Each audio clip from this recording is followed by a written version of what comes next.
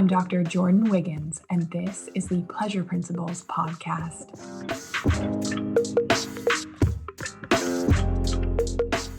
Join me on this journey where sex, science, and sensuality meet.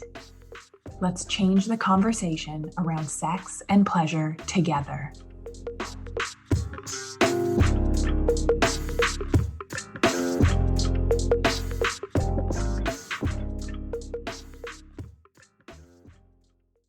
Something that I have noticed, it has been a theme this week, so I am sharing. It is super women, you brilliant, successful, driven women abdicating your sexual power. Now, we don't normally give up our power or our control in other areas of our life, so this is sneaky and insidious because you are doing it here. And the truth is, it is eroding your relationship. Okay, so we're going to talk about that. That's the truth for today. The tips and teaching is going to be some spicy tips for fingering and self-pleasure. I was reminded recently, who doesn't love a good fingering?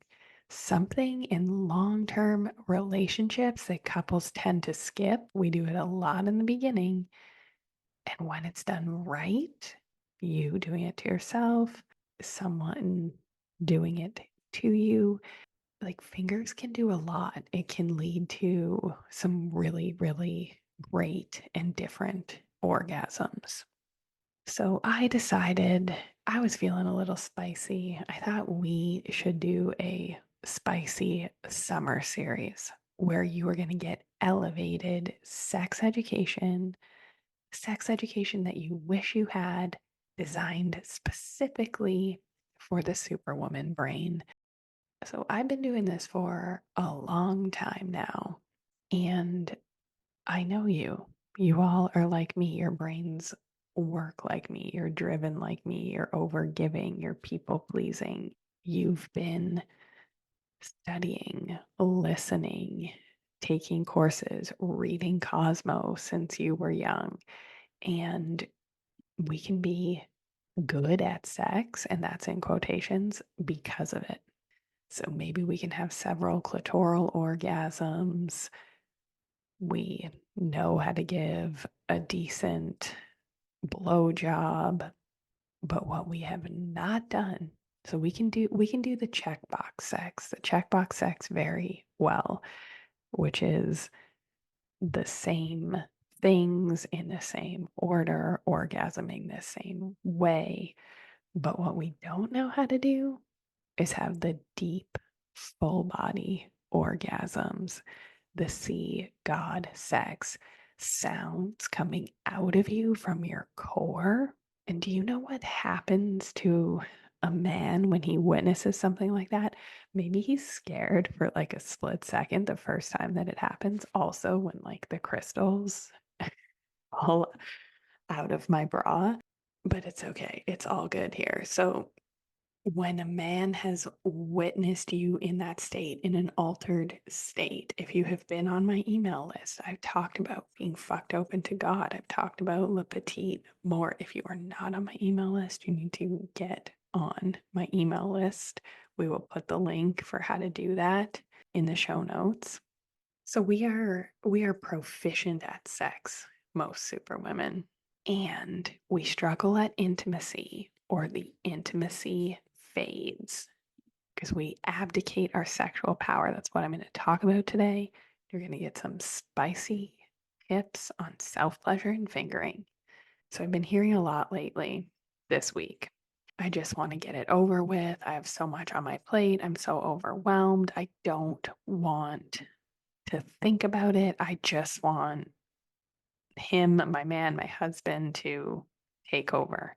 I want him to take charge. I want him to do what he wants with me.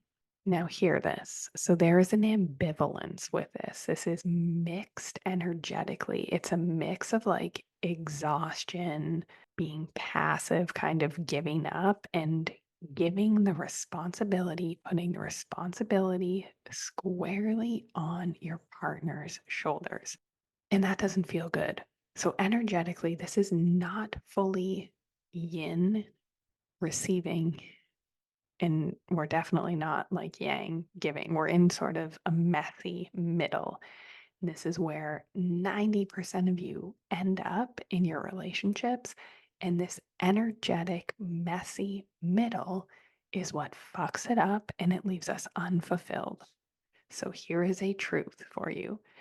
There is a difference between submissive energy and putting the pressure on your man's shoulders to lead during sex. There is, I'm going to say it again. There is a difference between submissive energy. So, like, truly being a full fuck yes to being a toy, to being surrendered, to letting your man lead.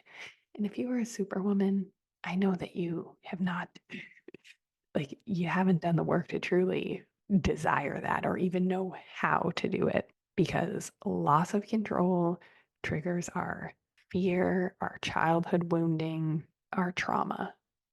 And then when we are in this energetic, messy middle and we're putting the pressure on our man to lead and we're just kind of like, ugh, like do whatever. I'm burnt out. Not like I'm a full fuck yes receptive for you to lead me wherever you want to go. Sometimes this is why a superwoman's partner wants to stop having sex with her. So we need to do our work. We need to integrate our sexuality. We cannot put it all on our partners.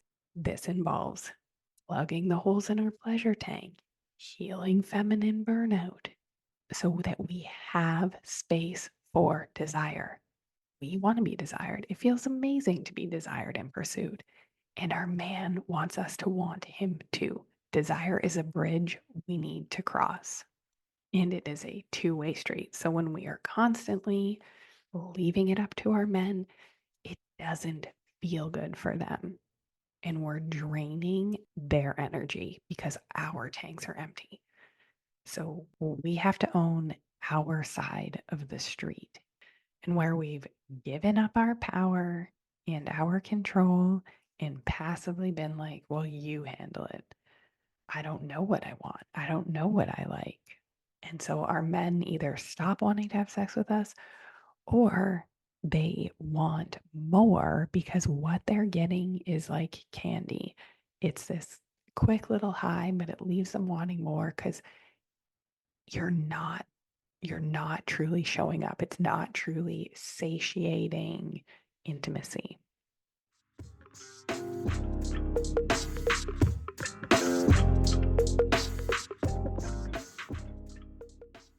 So, to have the desire for each other, to keep the energy, the yin yang dom sub dynamic alive, we need to take our sexual power back. We need an understanding of these relationship dynamics.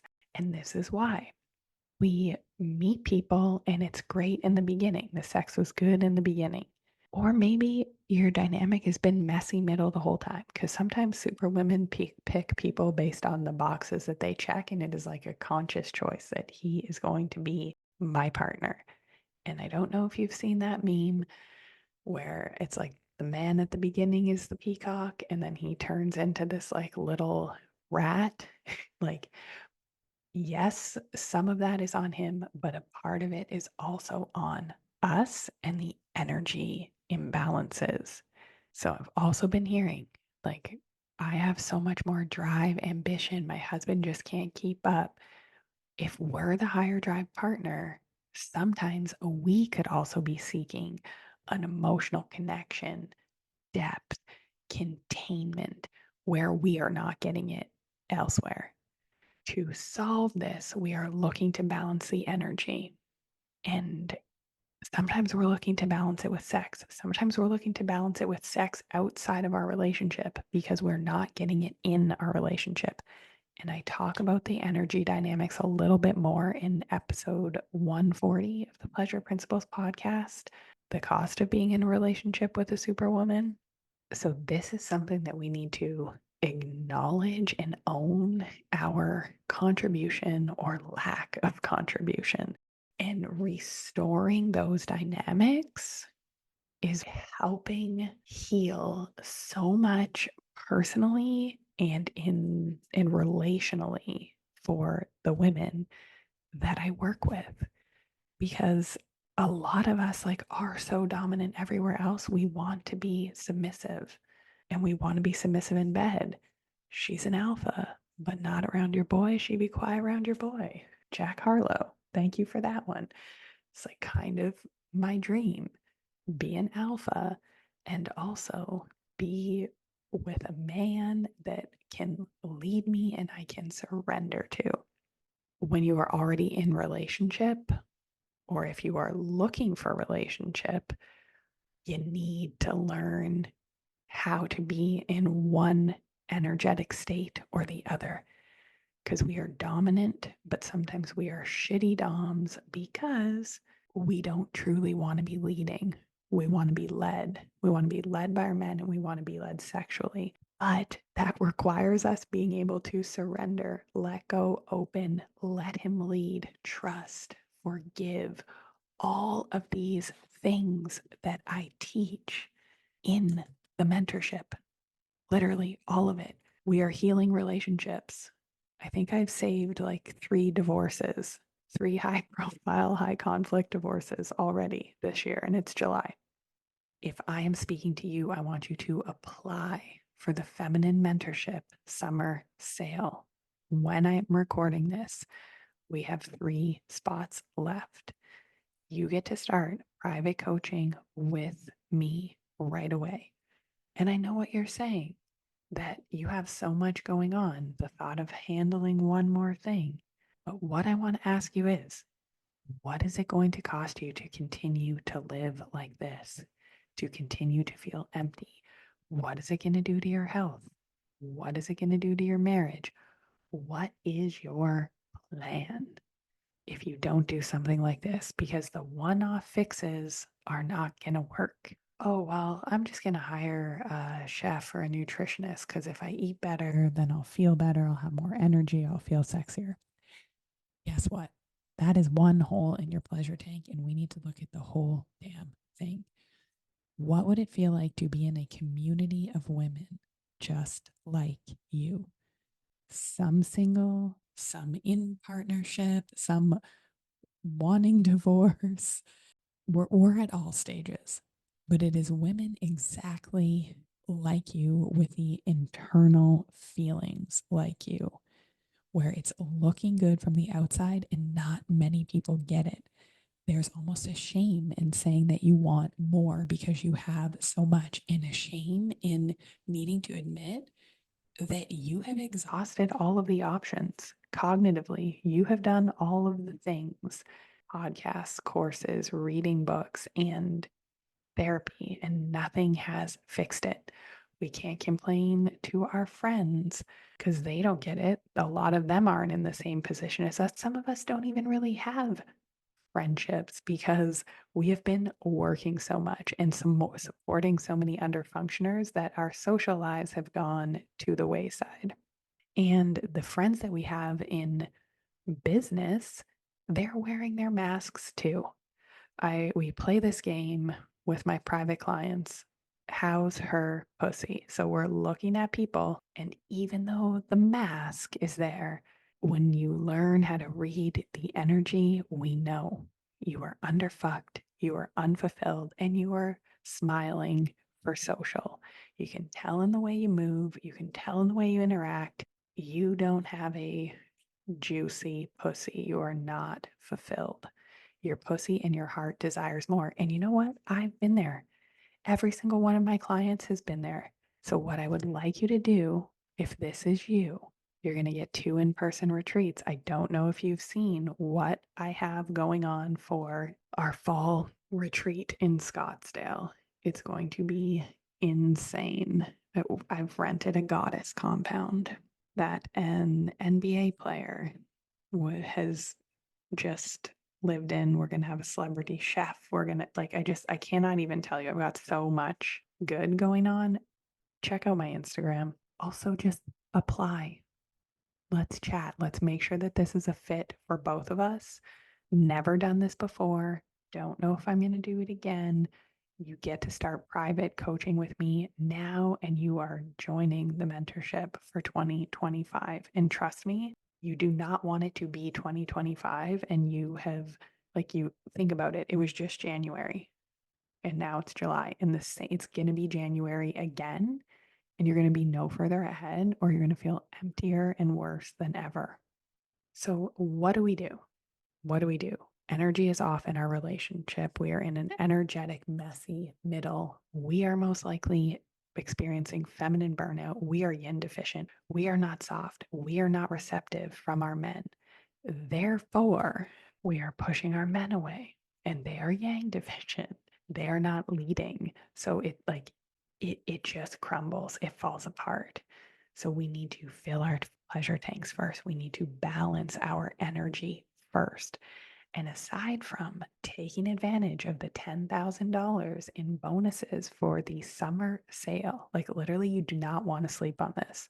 Telling you, promise you, promise your pussy, I promise your all your relationships. If you are hearing this, it is a sign that you need to head to the show notes and apply now. And what is one thing aside from doing the damn thing, working with me, what you know you need to do? One thing that we can start doing is we can start filling our own damn tanks up. We can stop abdicating our sexual power and please ourselves. So, our tip for the day is learn to finger yourself first. Stop abdicating your power and putting it on your man's shoulders. Now, I have some steps for you. Number one, set an intention and set up your space. So, our intention should be something along the lines of exploring pleasure, finding out what makes me feel good, increasing my pleasure pulse. Now, before you roll your eyes, you set intentions for other things, you manifest, you do this stuff for other things. Why do we not do it for sex? Same thing with setting up the space. Light a candle, incense, make your bed, and clean your room. Like a clean bedroom is my love language. We need this. And if you are still rolling your eyes, and most of you, how super women masturbate is they pick their favorite tried and true sex toy, go straight for the clitoris, have a couple clitoral orgasms, and call it a day. You are too burnt out. You need to have the effort to put in to exploring this, to teaching yourself to have sexual mastery. And if you don't, if you're rolling your eyes, you need to plug the holes in your pleasure tank first. If you want to be a woman who glows, a woman who men are happy to give to, that feels like sunshine, we want to be around you. That is the opposite of feminine burnout. It's the opposite of where you are now. And trust me, it looks good on the outside because you get the Botox, you go to your exercise classes, you have your trainers. So we present very well. Energetically, our pussies are fucking off. Number two, start slow. We are not checking boxes. So I want you to touch yourself, your stomach, your breasts, your arms. Play around with different types of touch. Maybe you use massage oil. Maybe, like, for some people that doesn't feel good, for others it does. So this is about exploring your pleasure. Like some days my thighs want to be like grabbed, they want to be contained. Other days they want to be like lightly caressed. It can change with your cycle, it can change with your mood, but the point is you need to play around. So when we're using touch, we're starting slow to drop into our bodies because you're thinking about a million and one things. So this is going to take time. In fact, I recommend that you set aside at least a half an hour for this because 20 minutes is what it takes most women to get fully aroused, for our clitoris to fully engorge, to be able to find our G spot. I'll get to that in a minute. So, I also recommend that you start outside and work in. So, rub your outer labia, and you should be naturally starting to get wet at this point. And if you're not, maybe use lube. Maybe need some audio erotica or just more time to drop in. Number 3, now don't move on to this part. We do not move on to internal penetration until we are ready. Many of us get penetrated all the time before we're ready. So I want you to start slowly, press gently on the opening of your vagina and just see how it feels. Is your vagina ready to be entered? Sometimes if you're tuned in, you're going to get a full yes or no. If you are ready, your vagina will suck in a finger. It will suck in a cock. And if you're not ready, then move back to touch. What else is going to get you there that you want to be penetrated? Now, as you can start pushing your finger in and out. Oh, other tip, as I look at my gorgeous nails, we need to be careful if you've got really long, sharp nails with doing this. The technical thing to say is to, short, trimmed nails. But I mean, I also love me some cute nails. So again, be careful. We don't want to be scraping the inside of our vagina. But again, you're smart and capable women, you know what will feel good and what won't. So play around with depth, play around with speed. So can you slide your finger deeper and deeper into your vagina? Then run the tip of your finger along the walls of your vagina. Pay attention to areas. What's most pleasurable? Is there any pain?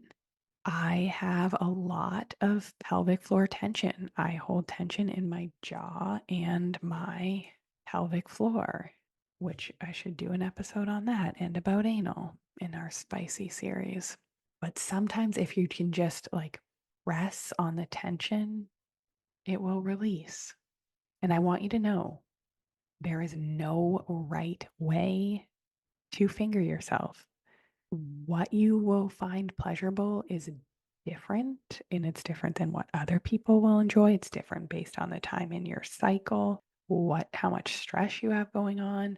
So I want you to focus on what is most satisfying and don't worry about getting this right. And I know that's hard for a superwoman brain. Many of you need to work with me to decondition this. Tip number 4, your G-spot.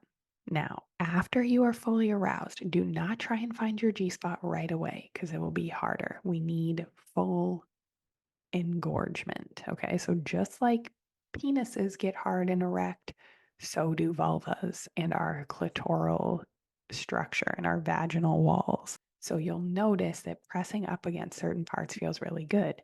If you slide your hand down your stomach, curl your fingers into your vagina, up towards your belly button, that is where our G spot is. And it generally feels like tiny little ridges. And the sensation there is generally very, it's intense. It feels really good. So you can press your G spot. You can use a come hither motion with your fingers. You can try in and out motions. I know that mimics sex. So that's penetrative sex. So that's what a lot of people do, but it's not necessarily what feels the most pleasurable for your G spot. Again, we're playing around. And then tip number 5 is let's double the pleasure. One hand doing whatever form of touch feels best with your G spot, the other stimulating your clitoris. And generally, this will bring you to what is called a blended orgasm. All right, stay tuned for more in our Spicy Summer series. And happy fingering, superwomen.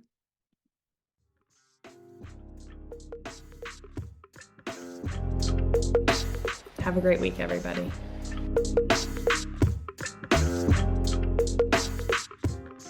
If you like what you heard in this episode, leave me a rating. Your support helps me get discovered by more women like you.